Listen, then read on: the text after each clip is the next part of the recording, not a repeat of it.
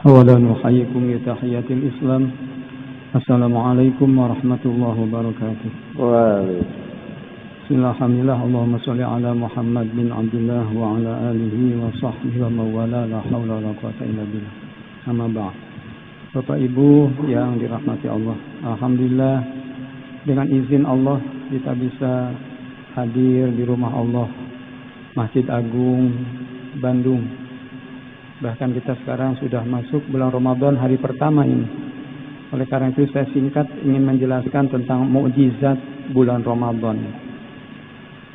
Saya menginventarisir nama-nama Ramadan, itu ada 13 lebih bulan Ramadan. Makanya Nabi ketika beliau mau datang bulan Ramadan, beliau katakan ahlan wa sahlan wa marhaban ya Ramadan. Nah, mari kita bahas bersama dengan waktu singkat ini. Yang pertama hadirin, bulan Ramadan itu namanya Syahrun Azim, artinya bulan agung. Saya baca dalam kitab Mukashafatul Qulub yang ditulis oleh Al-Imam Al-Ghazali, halaman 300 sampai 302. Al-Ghazali menulis paling tidak ada 4 atau 5 alasan mengapa Ramadan disebut Syahrun Azim, artinya bulan agung. Yang pertama hadirin, bulan Ramadan itu disebut bulan agung karena di dalamnya ada malam Lailatul Qadar. Ya Allahu Akbar. Nabi Adam dan umatnya, Nabi Nuh, Hud, Soleh sampai Nabi Isa tidak punya yang namanya Lailatul Qadar.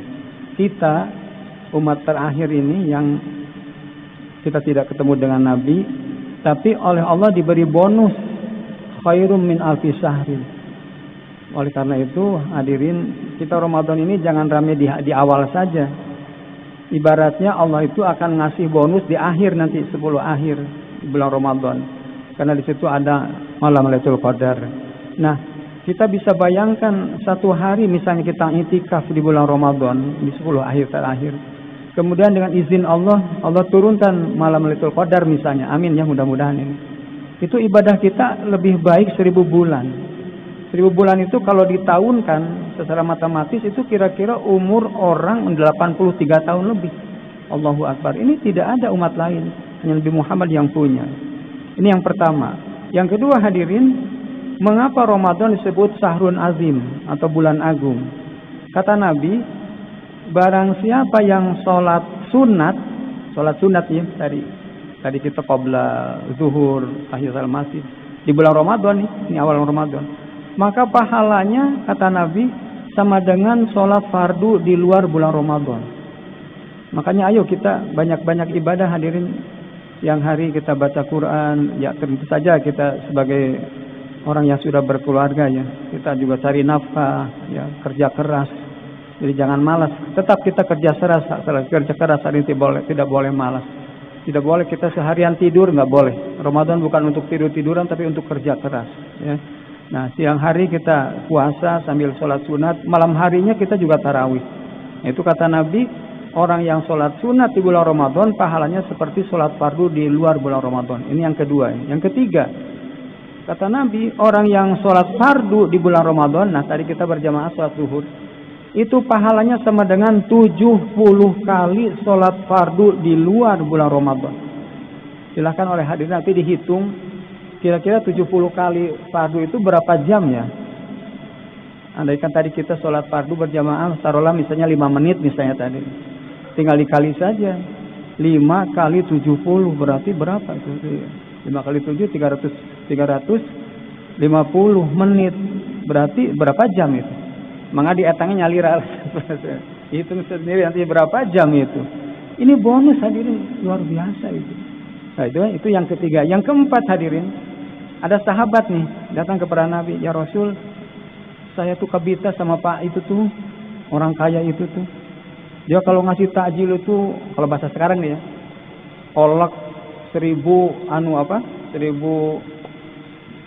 canting ya, 1000 ini bungkus lah. Kolak ngasih 1000 bungkus. Kemudian air juga beberapa dus air zam-zam. Sedangkan saya ya Rasul, saya orang miskin.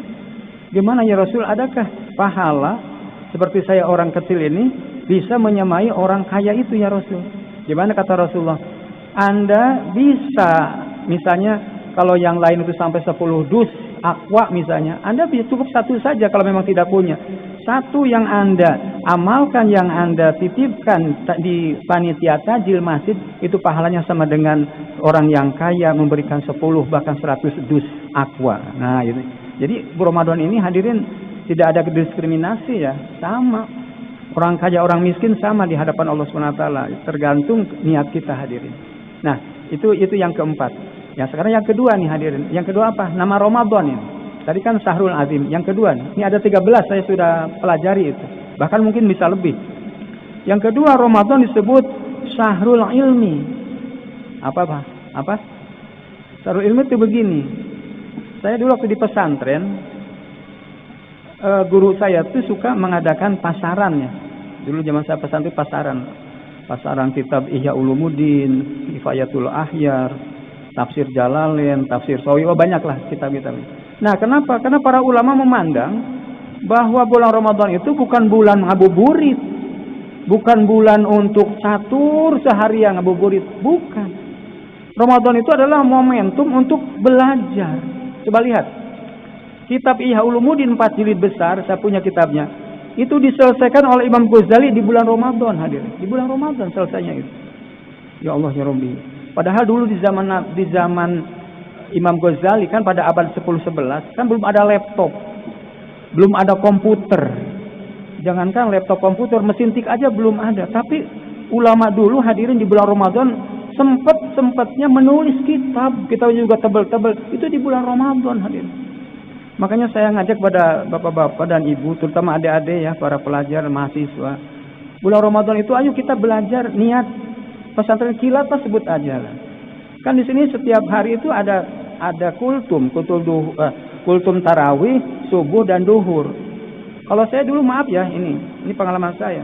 Saya bawa buku ke masjid-masjid seperti ke Pusdai, ke Al-Jabar, ke di sini. Apa? Dicatat itu. Jadi isi materi yang disampaikan oleh para penceramah itu dicatat, nanti dikembangkan di rumah. Beres Ramadan bisa beres 1 buku. Benar, 1 buku itu. Saya pengalaman loh. Saya bukan mematahan wajah kemeri. Saya pernah nulis buku di bulan Ramadan hasil materi dari para penceramah. Tuh ya, jadi bulan Ramadan ini adalah bulan ilmu, bulan belajar. Yang kedua, ada seorang ulama namanya Imam Syafi'i. Mungkin pernah dengar Imam Syafi'i, Abu Idris As-Syafi'i. Beliau juga penulis kitab namanya Kitab Ar-Risalah. Itu juga selesai di bulan Ramadan. Kitab Ar-Risalah ini adalah kumpulan ilmu usul fikih. Wah hadirin, maaf, usul fikih ini sulit hadirin. Orang yang nggak pernah belajar mungkin dianggap biasa. Sulit ilmu usul fikih itu. Contoh begini nih, ini usul fikih nih. Anjing haram. Padahal di Quran tidak ada keterangan bahwa anjing itu haram. Yang ada itu adalah apa? Yang ada adalah babi. Ya kan? Yang ada babi. Babi itu haram. Kenapa? Karena punya alat hukum. Ini usul fikih nih. Ya. Mana alat hukumnya? Pertama, babi bertaring. Babi bertaring. Makanya babi haram.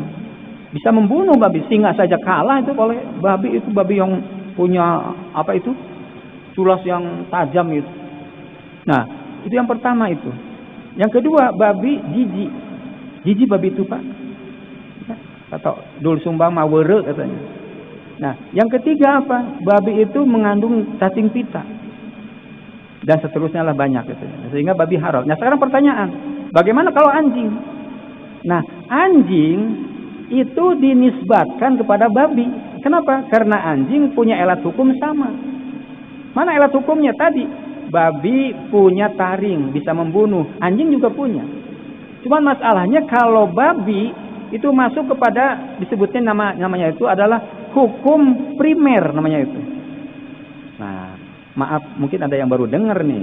Ini makanya ini jadi ceramah begini jangan dianggap enteng. Saya baca kitab, saya mesantren. Babi itu disebutnya hukum primer. Kenapa hukum primer? Karena di Quran ada. Setiap orang Sunda mah natrat, di Quran ada. Bahwa babi itu haram, di hadis juga ada. Nah, sementara anjing nggak ada di Quran anjing. Nggak ada nama ayat Quran misalnya tentang anjing, inama anjingu haram, nggak ada. Yang ada khinzir, babi. Nah, cuman kalau babi itu namanya hukum primer kan ada di Quran, sedangkan anjing namanya hukum sekunder. Tidak ada di Quran, cuman punya erat hukum sama. Ya, yang menjelaskan itu usul fikih yang ditulis oleh Syekh atau Abu Idris As-Syafi'i. Nah, ini hadirinnya. Jadi maaf ya, saya dulu senang aja waktu di pesantren belajar dengan kiai itu. Kenapa? Karena begini, orang tuh semakin banyak ilmu, pertama itu akan semakin merasa tidak punya. Merasa tidak punya. Beda dengan orang yang nggak punya ilmu, coba lihat. Orang yang nggak punya ilmu dikasih ceramah pulang, dikasih wejangan nunutan, dikasih ilmu ngobrol, ya karena apa ya nggak siap gitu. Beda dengan orang yang pernah belajar. Orang yang pernah belajar merasa tertarik, oh ini ilmu luar biasa, nah gitu ya. Nah ini singkat saja. Dan yang berikutnya Imam Malik. Kalau Imam Syafi'i itu muridnya, Imam Malik itu gurunya. Ini beda pendapat, Pak. Contoh nih ya, contoh nih. Kata Imam Syafi'i, kalau kita sholat ketinggalan, masbok lah, misalnya Bapak ketinggalan nih. Maka ketika imamnya itu tahiyat akhir, duduknya dulu tawaruk duduknya, maka yang datang barusan itu yang belum selesai atau masbok itu, maka duduknya duduk iftiroh. Begini nih. Nah, ini kata Imam Syafi'i. Kenapa? Karena tidak mengikuti tawaruk pun juga nanti akan tawaruk. Wah, liar ya jika natanya. Kalau Bapak bagi berapa nama santri nggak ada masalah, tapi bagi yang belum, apa maksudnya? Habis gitu ya pokoknya malah kita nggak gampang. Bapak nggak ngerti juga dapat pahala sama dengan yang ngerti tadi itu. Nah, sedangkan kata Imam Malik dan Abu Hanifah, orang datang kesiangan berjamaah. Ketika imam tadi duduknya duduk tawaruk, tahiyat akhir maksudnya itu, maka harus tahiyat akhir juga. Tuh, itu kan berarti beda pendapat. Nah, makanya di kitab Tanwirul Hawalik yang ditulis oleh Imam Malik itu disebutkan di situ. Karena kitab Tanwirul Hawalik itu isinya kumpulan hadis dan fikih. Sudah singkat aja nih. Jadi bulan Ramadan ini adalah syahrut ta'lim, bulan belajar.